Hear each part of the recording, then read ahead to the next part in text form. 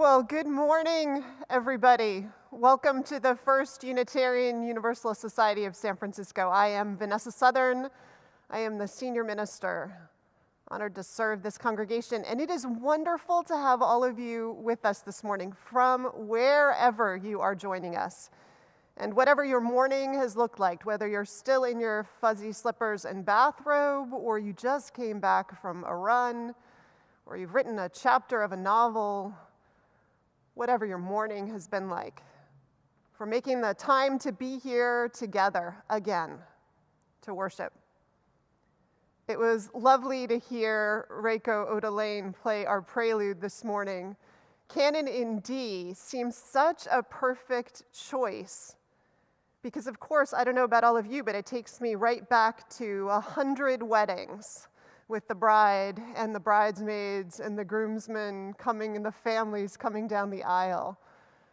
It's such a poignant memory in a year where weddings have been on Zoom or small and outdoors, and funerals have been on Zoom or are waiting until people can be together again, families can be together again.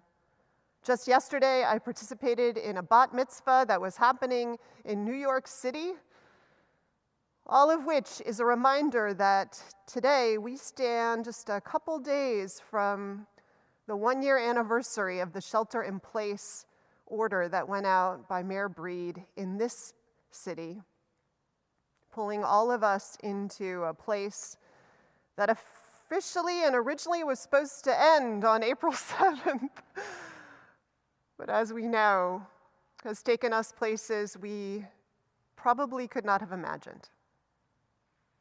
And so poignant on this one-year anniversary to be reminded of all of that and take a step back, do a little bit of reflection in this year that has been so invitational for reflection of the biggest kind. So it's wonderful to be together. I want to thank the team who is here making worship possible, many of whom have been here this entire year. So thank you again to Reiko Odelaine, our organist, as part of the incredible team of musicians who have had to pivot so much this last year. To Mark Sumner, also in our wing with our 4 semi-recording studios, adhering to all of the rules of the city so that we can have music and making it happen so beautifully all year. And Asher Davidson and Ben Rudiak Gould and Brielle Marina Nielsen and Leandra Ram, our 4 singers, bringing us their voices in song, inviting you to sing at home every week as they have. I want to thank our tech crew who has been so important this last year.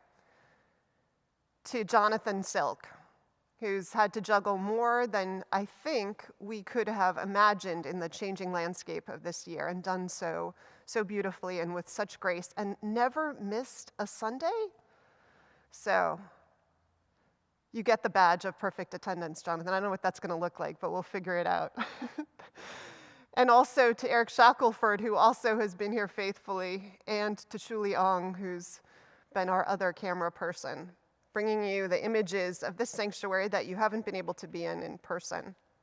To Joe Chapeau, who has monitored our chat and helped you all with your technical issues so that you can join, and also made possible the interaction that happens there. To Alex Darr, who jumped in almost immediately to start up a virtual coffee hour that actually has brought an intimacy and a connection that our coffee hour normally outdoors or in the Martin Luther King Jr. or Thomas Starr King room really often didn't allow for a lot of us, so it's been an interesting lesson for us there. To Thomas Brown, who's kept the building open today and made sure the heat was on, and Carrie Steer Salazar, along with Judy Payne and Amy, have made possible the flowers each week. This week, Carrie brings us flowers in orange and green and white in honor of the flag of Ireland and St. Paddy's Day. So, blessings and welcome, and thanks to everybody who's making this Sunday possible and who's made Sundays possible this whole year.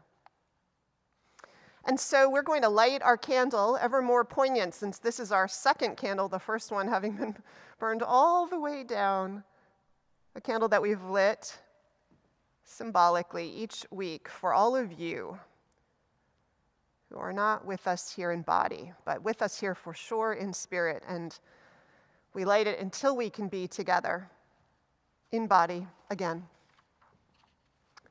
So with that, we sing our first hymn of the morning. The words and the music are in your order of service. If you haven't downloaded it, hurry and do so. Sing out loud and strong a hymn that's about looking for all the things we have to be grateful for in the world. Let's join together. Welcome.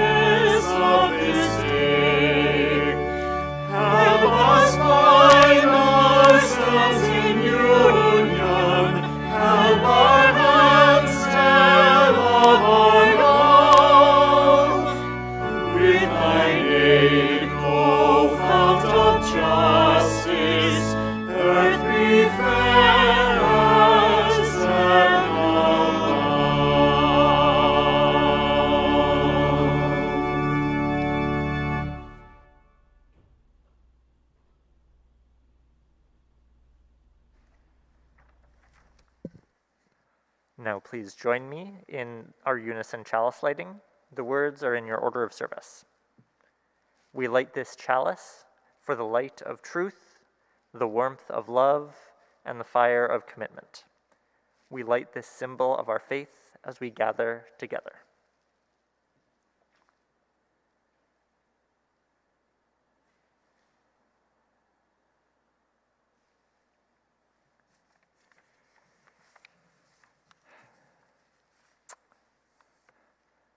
Hello and welcome.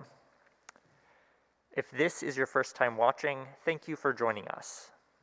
Our order of service, which is available in the description of this video, is emailed to everybody who receives our newsletter. You can get our newsletter by signing up through a link to our connection form that's in the order of service and the video description. The order of service also lists upcoming events and links to opportunities to connect, including our Zoom coffee hour, which takes place after the service. Please join in anything that interests you. I want to call your attention especially to the Humanists and Non-Theists Forum at 1 p.m. today, where Peter Dreckmeyer, Policy Director of the Tuolumne River Trust, will be talking about our Northern California water supply and what each of us can do to help preserve our rivers. And lastly, as many of you know, it's currently pledge season at UUSF, where we ask each member of this community to pledge what they can for the coming year in order to make this community possible. As of this morning, we've raised $468,307 from 73 households. Any pledges made today will be submitted to a raffle to win a free 3-night stay at a cabin in Lake Tahoe, thanks to member Marty Vanderlyn. And now I wanted to welcome Wonder Dave, a member and young adult here at UUSF, to give our Canvas message.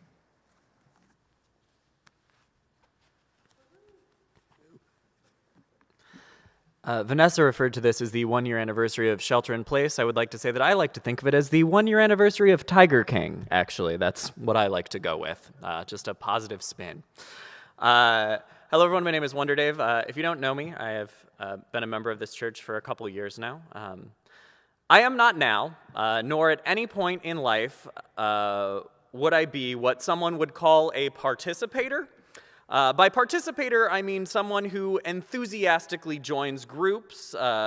I am not the type of person who will volunteer to go on stage to assist the magician during a show.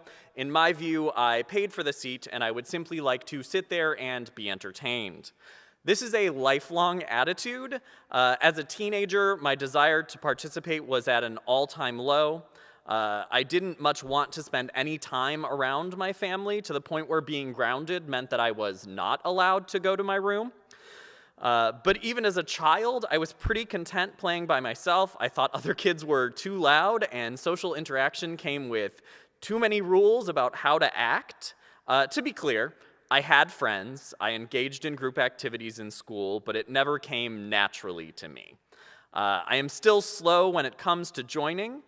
For instance, I started coming to UUSF for Sunday services in 2018, and I didn't officially become a member until 2020, so I really took my time to figure this out. When Joe Chapeau reached out to ask me if I would like to speak specifically about the value of being part of this community, my brain went, oh no. It wasn't a fear of public speaking. I am a stand-up comedian. In 2019, I was on stage a total of 324 times. I know that because I have a spreadsheet, which is the sign of a very fun person. Writing something and then saying the thing I wrote out loud into a microphone are something I have done a lot. But this is different because this involves the biggest F word of all, feelings and talking about them. When I came to Unitarian Universalism, I was depressed. My grandparents, whose home I had grown up in, died 9 days apart from one another, and I was not handling it well.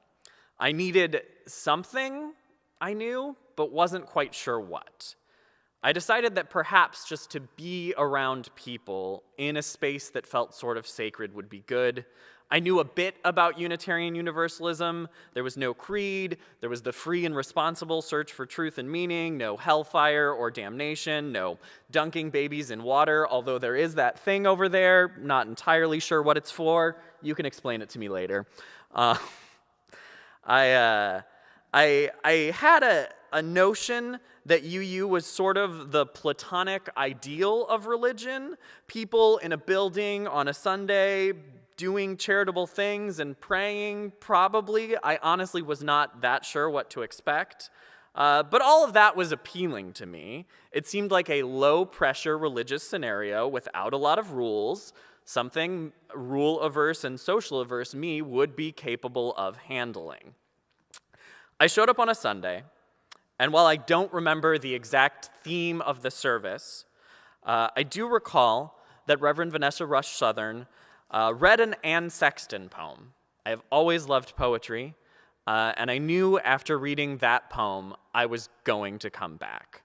You cannot read an Anne Sexton poem to a person who is depressed without piquing their interest a little bit. I have continued to come back for over 2 years, in person, via live stream, and in podcast form. I have attended services, protested outside the building, been a part of Becoming Together, social events, and other small groups in the church where we explored the deeper meanings of faith and spirituality. I am continually impressed by the good works this church does in the community. I am thrilled to see the larger fellowship of UU work towards a more just and equitable society. And now, with all the subtlety of an NPR announcer, I would like to remind you that this is indeed pledge season for UUSF. Any amount you can give is helpful to the church. Turns out a middling stand-up comedian does not make a lot of money, so if you are able to give a small amount, say $5 a month to spare, that is certainly welcome. You should do that. No amount is too small or too large. If you can give $500 a month, I'd like to remind you that money can't buy happiness, but it can buy repairs on a very old historic building. It can fund religious education for the youth. It can help the church provide services for the homeless. Perhaps there has been a day when you needed something, and you came here to this church, to this live stream, and not knowing what you were looking for, you found it. That's something worth not only continuing, but nurturing and growing. Thank you, everyone.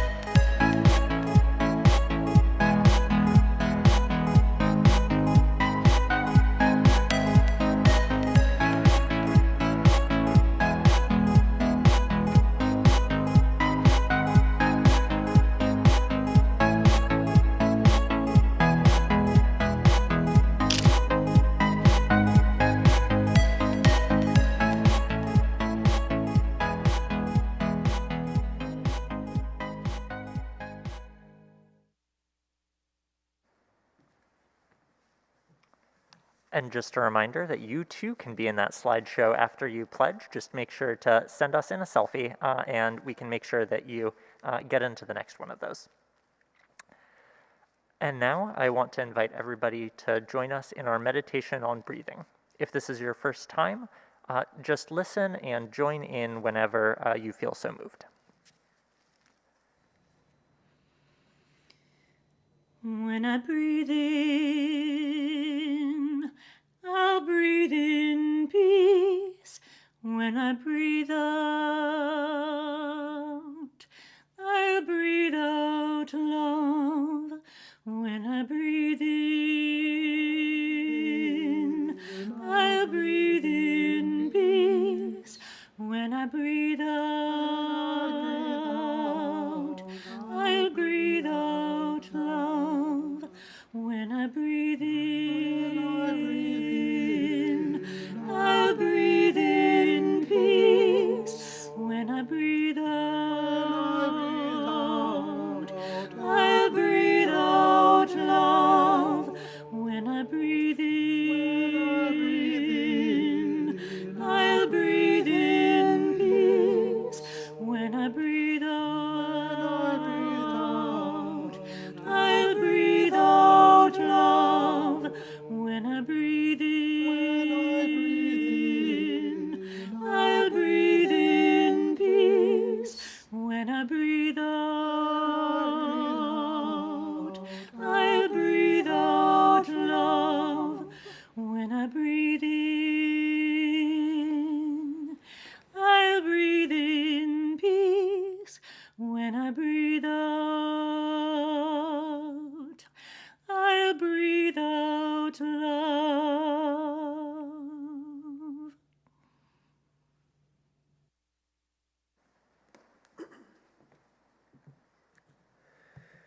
The word religion has its root in the word religiare, which means to bind together. And this is a community that is bound together not by a creed, but by the promises it makes, the promises that we make to one another. And so each week we say aloud some of the promises, those in our covenant, and then sing together our doxology. I invite you to join me in saying the words of our covenant printed in your order of service. Love is the spirit of this church, and service is its prayer. This is our great covenant, to dwell together in peace, to seek the truth in freedom, and to help one another.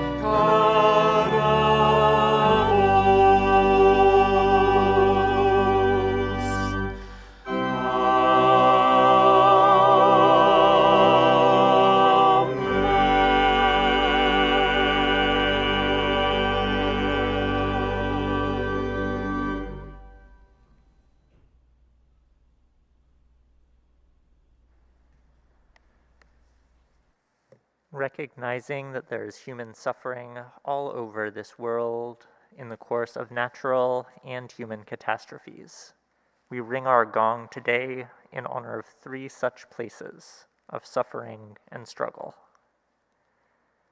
We ring our gong first, as we have since July of 2019, for those lives held and those lives lost in federal custody in our detention camps, for the mounting trauma to children separated from their families, for all people held without charges in less than humane conditions, in this repeat of some of the most shameful chapters in our nation's and our world's history of xenophobia, racism, and greed.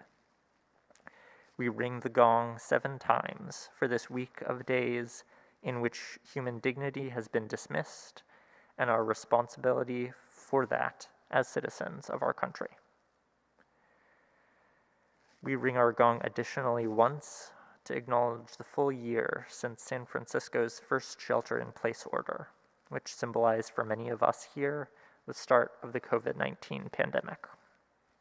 In this past year, there have been 120 million cases globally, 30 million in the US. 2.5 million deaths globally, 500,000 in the US.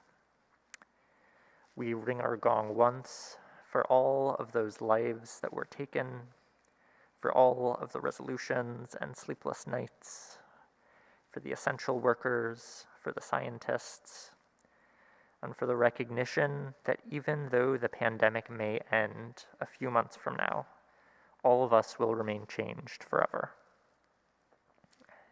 Finally, we ring our gong once for Mr. Pak Ho of Oakland, who was attacked by somebody targeting Asian American senior citizens, and who died late last week of his head injuries as another victim of white supremacy culture. May we hold space in our hearts to welcome those that are made to feel other, even in their own homes. So much to remember and to hold. May we keep those we have named and their loved ones in our thoughts and in our prayers. And may we ease the tide of human suffering this coming week, howsoever we can.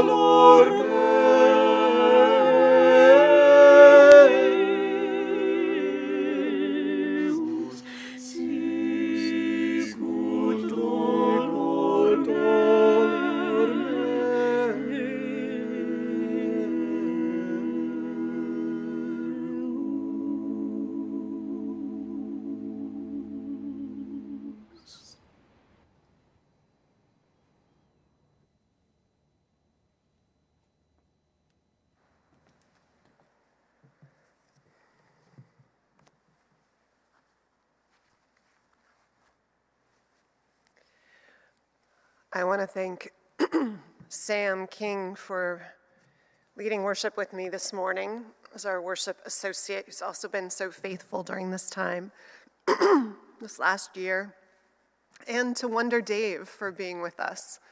It was a special presence. I noticed that both of them went running for the hills when the Latin started. I don't know what that's about. And I want to invite us all into a time of prayer and reflection, meditation.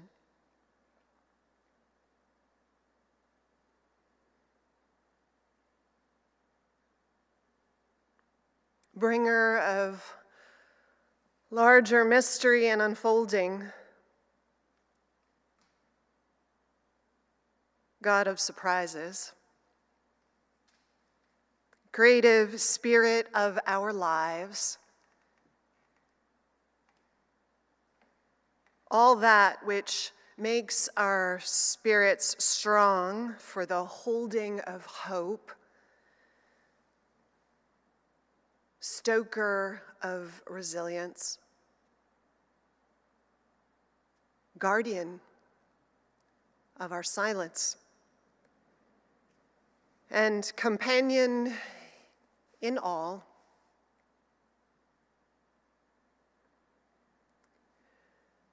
This year has been an unusual one. Silent streets, boarded up stores, faces covered in masks and shields. This year of hands never extended, except to take and wash in the river of sanitizer.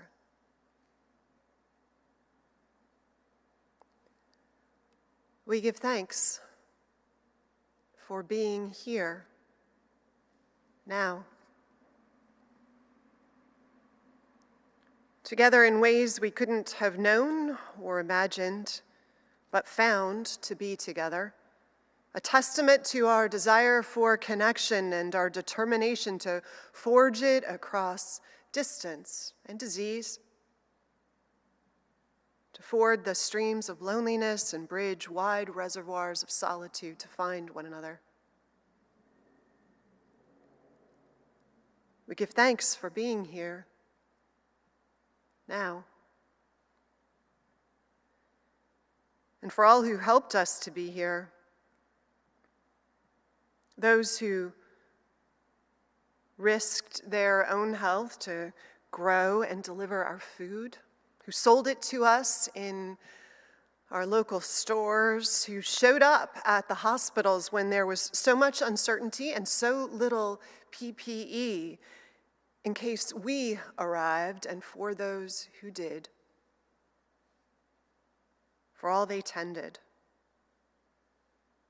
for all who healed and came home, and all who didn't, especially those who didn't,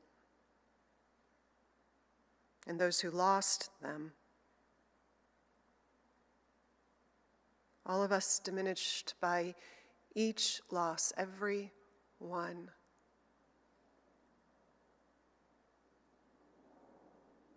We hold all this and the miracle of science and its masters and servants, those who strove to learn how to keep us safe, and did. And also for all the babies who were born this year and those who are going to be born yet, and everything that has reminded us that despite hardship and loss, life goes on. Life will always go on. This force so powerful and enduring in us, so precious and frail too.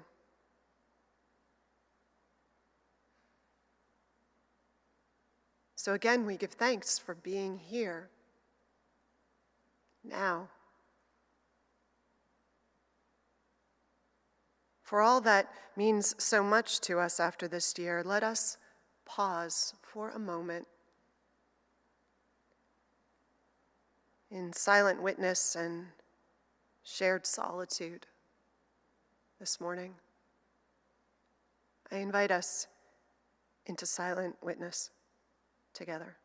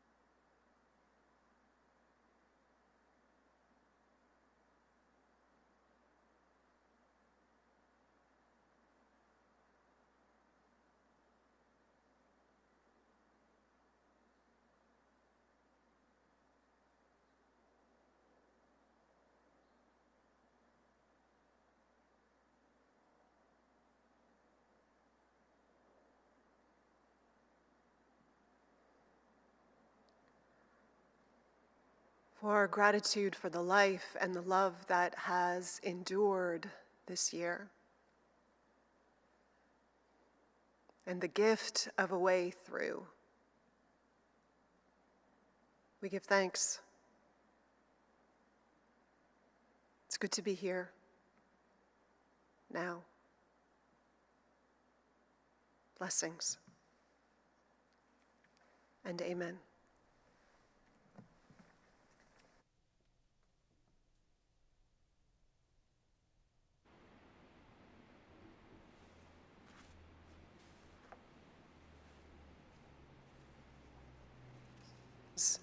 Works and ministries for the life of this congregation will be both given and gratefully received.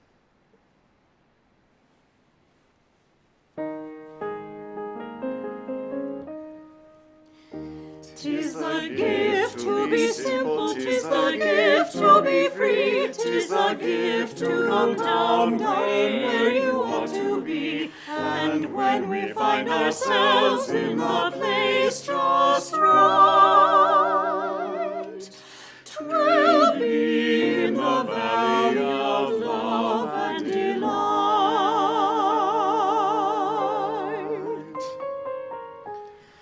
When true simplicity is gained, to bow and to bend we shan't be ashamed. To turn and turn will be our delight, till by turning, turning we come round right.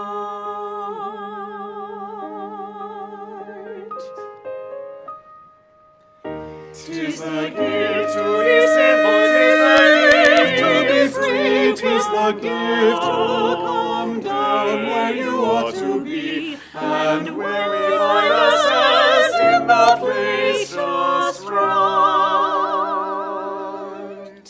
'twill be in the valley of love and delight.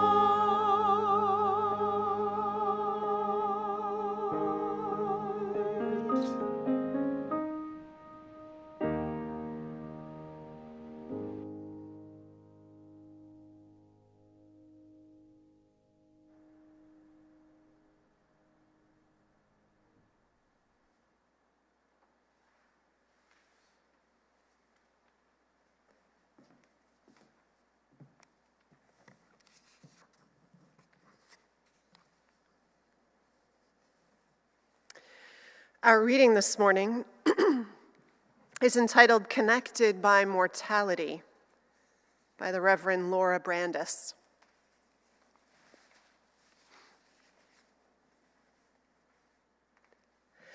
Last year on Ash Wednesday, I wondered how to best mark the beginning of Lent, seeking a way to both honor the Christian tradition of my childhood and my chosen faith of Unitarian Universalism. I wandered into a chapel at a Dallas hospital to receive the imposition of ashes.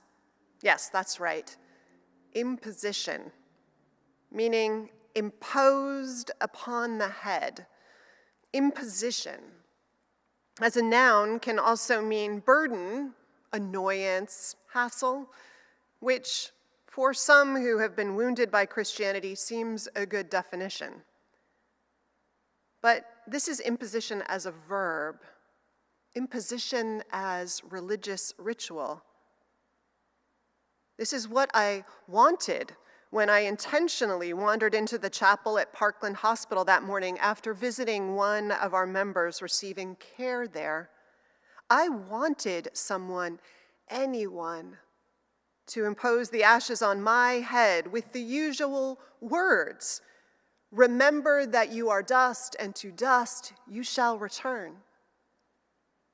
Those were the words spoken by my colleague, Reverend Aaron White, as we gathered just a week earlier in a private ceremony prior to my daughter Zoe's memorial service at First Unitarian in Dallas. Aaron prayed, And then, with the assistance of a staff member who had been the director of youth ministry when Zoe attended the church, placed ashes in each of our hands, saying, "From dust we come, to dust we shall return." Unfortunately, those were not the words said as the chaplain imposed the ashes on my forehead in the hospital chapel. Instead, I was told, "Repent and be renewed in your faith in the gospel." Oh, not the ritual I was hoping for. Nevertheless, I sat down for a brief prayer and cried. I cried not because the words were wrong. I cried because I came seeking comfort from an ancient ritual, and I received the comfort I had been seeking. The words were wrong for me, but not for the others who were silently praying in the chapel with me that morning, and I was not alone in the chapel. The words were wrong for me, but the ritual was not. I needed to be reminded that we are all mortal. I wanted the mark on my forehead for all to see that this impermanence, mortality, ashes, dust is the truth of being human. And we are not alone.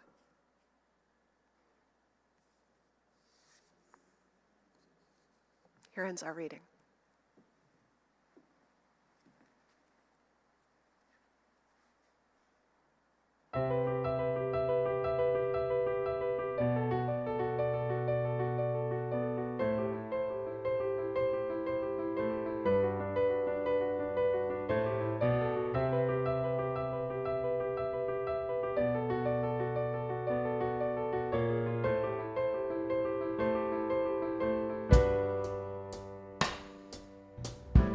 Some people live for the fortune. Some people live just for the fame. Some people live for the power, yeah. Some people live just to play the game. Some people think that the physical things define what's within. I've been there before. That life's a bore, so full of the superficial. Some people want it all. I don't want nothing at all.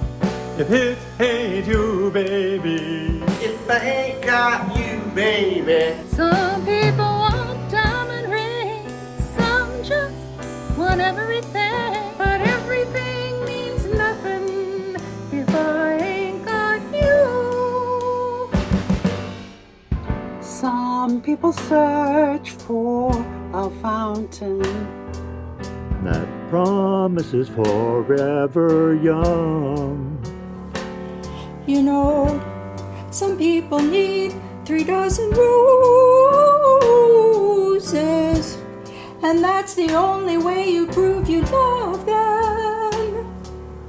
And be the world on a silver platter, and what good would it be? With no one to share, with no one who truly cares for me. Some people want it all, but I don't want nothing at all. If it ain't you, baby. If I ain't got you, baby. Some people want diamond rings, some just want everything. But everything means nothing if I ain't got you. Some people want it all, But I don't want nothing at all. It ain't you, baby. If I ain't got you, baby. Some people want diamond rings, some just want everything. but everything means nothing if I ain't got you.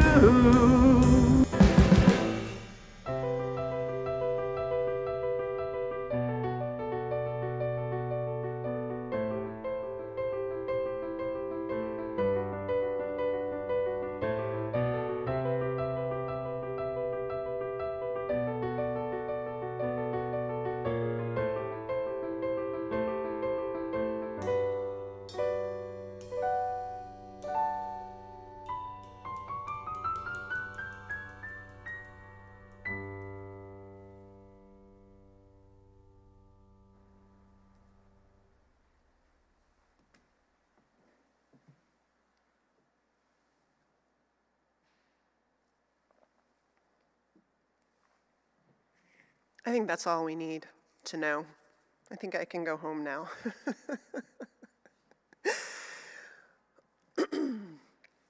Well, it's a good thing that I'm a minister because I am a sucker for ritual and ritual seasons. I think it's a genius that religious traditions have created them, all kinds of them. I love the invitation. Advent and its invitation to do the work of preparation for some kind of birth in our lives. Yom Kippur and the invitation, the deadline to make things right with others, as right as you can before 1 year of writing deeds in the book of life ends and another one begins. I love Hinduism with its invitation to a sense of the larger ritual seasons of life. All of it, how life begins with the season of the student or the brahmacharin, where you study and you surrender yourself to a teacher, and the imparting of knowledge and the discipline of formation. And then when you marry or begin your career, you enter the role of the householder, this keeper of institutions, this provider and protector of others, this strong backbone of society. And how finally, when you're 60 or your first grandchild is born, or maybe whichever comes first, you begin to explore life as the forest dweller, invited to detach, to begin to focus on the spiritual things, maybe at some point literally leaving behind possessions and family to wander as an ascetic beyond the bounds of worldly things, to go deeper into the mysteries of life, and maybe prepare for death. I love all of it. One danger, I think, of being human, probably, but maybe a little more intense for us as Unitarian Universalists, a little spiritual precipice we can fall off of, all of us, is this mythology or sometimes delusion we can get that we are unique.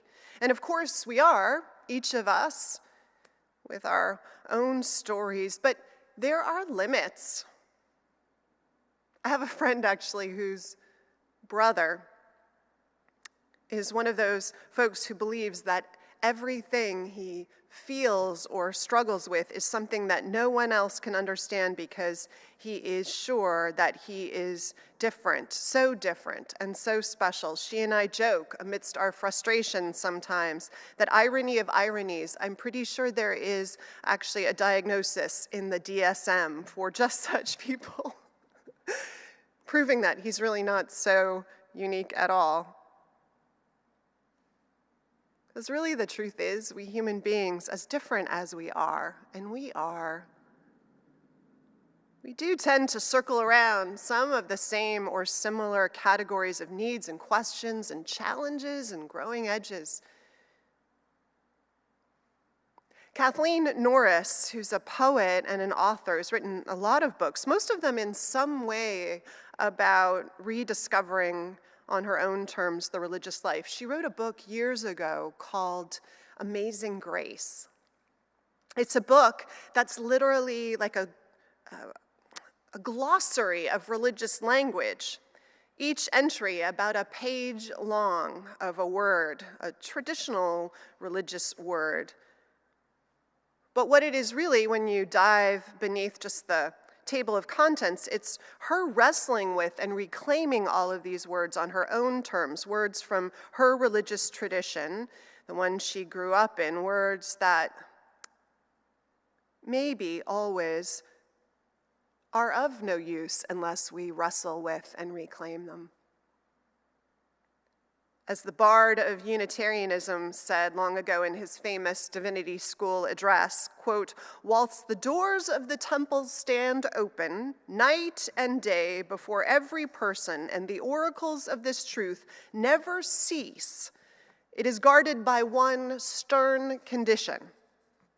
This, namely, it is an intuition.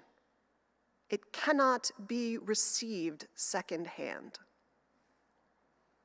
That exhortation of Emerson's didn't mean, in Emerson's mind, that we're supposed to make up all of our own truths and cast off every truth handed down to us. It did mean we had this responsibility, this religious obligation to own them, to roll them around in our hands and test them and apply them through the prism of our own lived experience and see how they stood up, and then take the pieces that endured and ground ourselves in them as our own, or cast the pieces off that we decided were outworn and outdated. Truly speaking, Emerson said, it is not instruction, but provocation that I can receive from another soul. What he announces, I must find true in me, or wholly reject. Norris said, when she started the venture, the vocabulary of religious faith once seemed dead to me. Poetry for her was where she first finds language that more accurately captures the truth of her own religious experience. And yet, struggling with stubbornness, she says, and a, quote, daunting mix of impatience and tenacity, she reclaims language that is part of the Christianity that was hers as a child, and she steps into it, into this language and tradition, beginning to see it truly for what it is, this river that, like Heraclitus described, is never the same twice, that's evolving and changing, and us as part of it. And for this poet, Norris, that wrestling with words, with tradition was hard, but in the end, she says, very worth the struggle. I'm with her in that, the work of all of this and the value, not casting off tradition, but with tenacity and what's the other word she uses? Impatience. Reclaiming it, passing it through the prism of our own lives. My sense is that the seasons and rituals of so many cultural and religious traditions came about, right, because people over time found ways into their gnawing human needs and found their pivotal questions held in ways that over a lifetime felt powerful to find a way to hold and invite us through and into, and offered these seasons and rituals as their legacy, their gift to us if we accepted them. These designated times and spaces, these ritual opportunities to do some of the work that they thought was worth doing. And the good news for us as Unitarian Universalism is that we have an enormous amount of space. We have a lot of room to play with and rethink and restructure these vessels and these invitations. A couple of years ago, hurrying out of one meeting at church, Sherry, who was our intern then, and I rushed across the street to St. Mark's Church to attend their midday Ash Wednesday service. Sadly, like the cobbler's child who perennially has no shoes, the ministers were late to the service, as it turns out, and missed, if you can believe it, the ashes missed the imposition of ashes on Ash Wednesday, oi. We didn't really talk about why we both wanted to go, but I think we both craved that imposition, real or symbolic, on our foreheads. This invitation to reflect and prepare. Laura Brandis, the UU minister who is formerly here in California in Thousand Oaks and now is at Horizon Unitarian Universalist Church in Carrollton, Texas. She talked about her experience of Ash Wednesday in the reading that we shared this morning. For her, the words that her UU colleagues said to her, "From dust we come and dust we shall return," were grounding.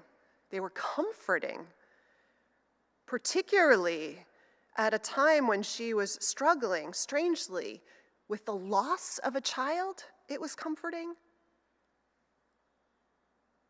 Because these ashes, of course, were a reminder of her and our mortality. Mortality, which was absolutely the cause of her pain and what made her never alone in it. To dust we would all return. Never easy, not easy, but true. And it's that reminder that opens up this season of Lent that's happening all around us, that we're in the middle of right now, begun on Ash Wednesday, 40 days, ending with the Thursday Passover Seder right before Easter. This time is the time we're supposed to be somber, but it's also supposed to be grounding and comforting and invitational. I find it strange to think of it that way because, of course, I always associate Lent, or did growing up when I heard about it, as this penitence, like the words that were said in that hospital chapel to Lori Brandis when she went looking for solace and found it in the connection with people, but not in the words that were spoken. But really, originally, these days, they were just supposed to be this ritual mirror of the 40 days that Jesus, in the story, spends into the desert. This time when he's fasting and he's going inward and he's reflecting and he's wrestling.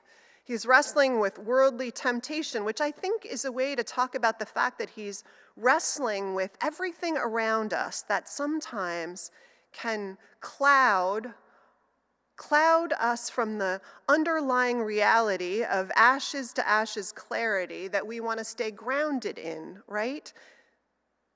The hope was that, like Jesus in the story, we all, if we found ways to enter into some kind of similar space of reflection and inwardness, that we would emerge from such ritual times a little better equipped, a little better prepared each year to step into whatever hard and important things that life would ask of us, to walk with more grace, with more courage, and more love at the center, having put the other things in their place at the periphery.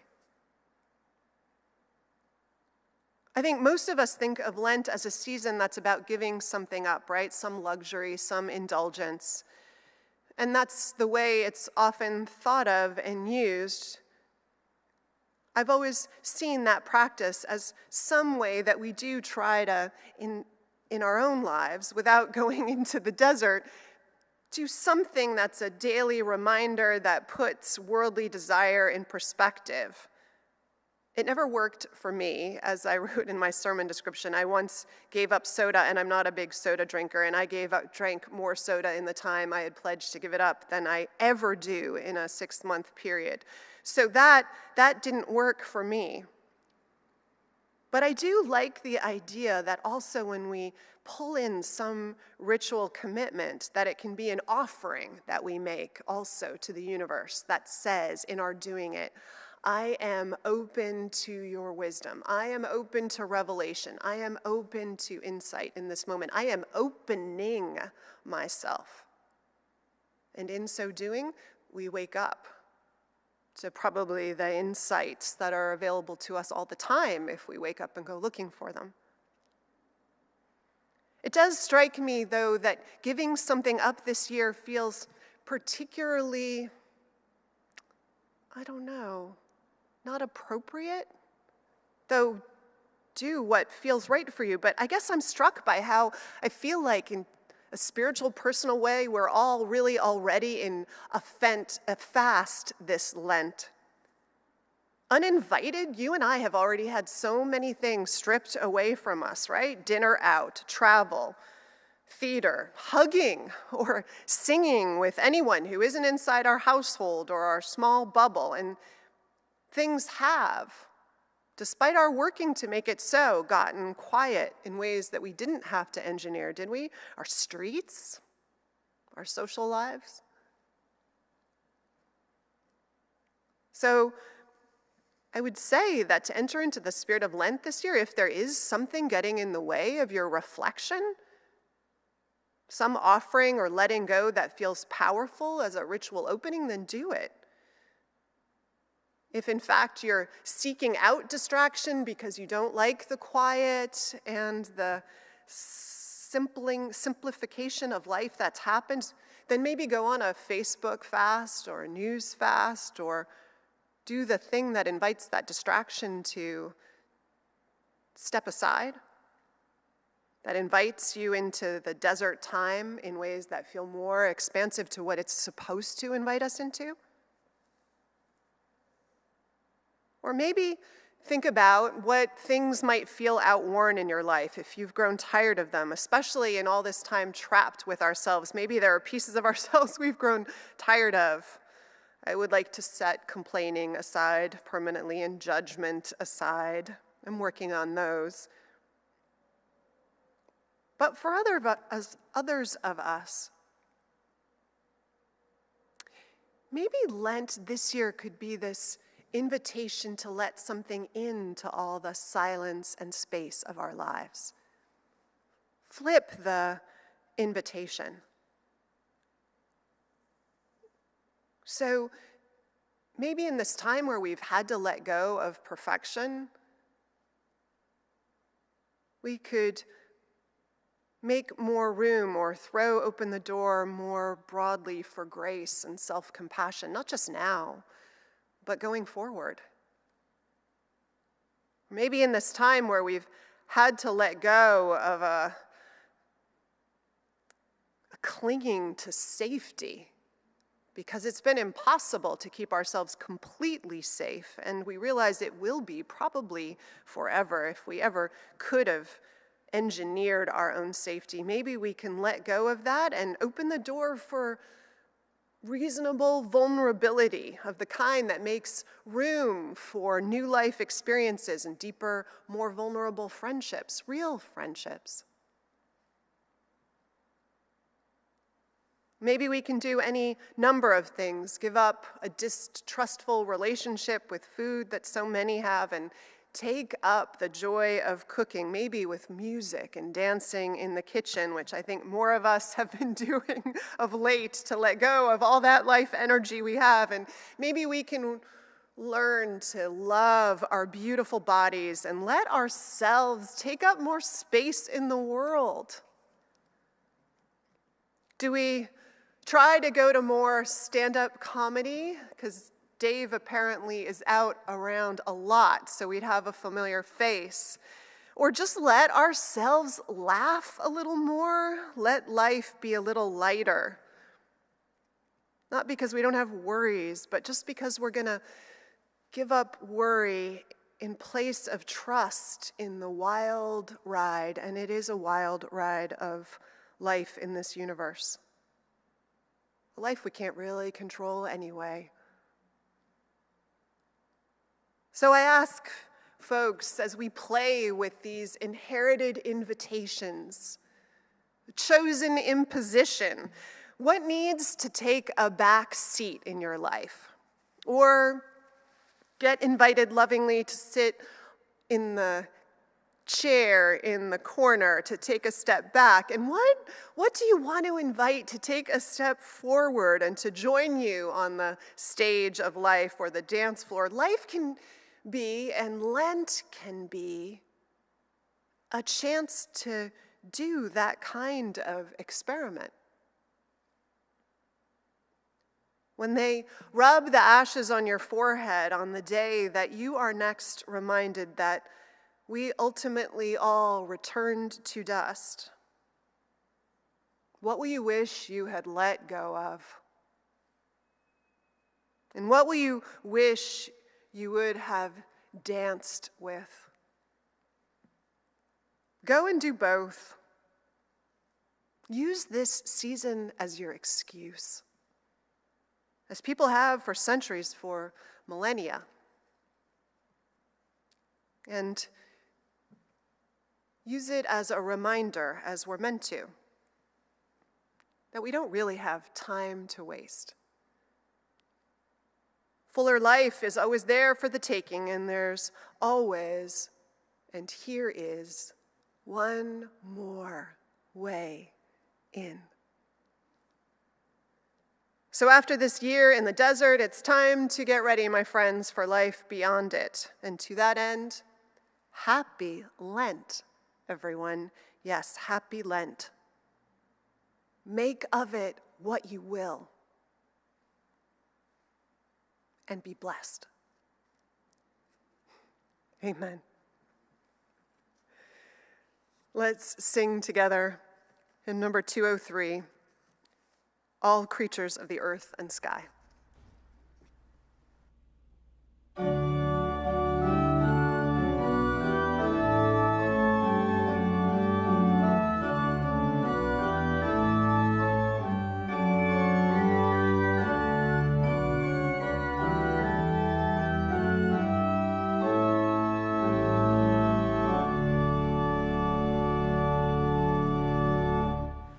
All creatures of the earth and sky,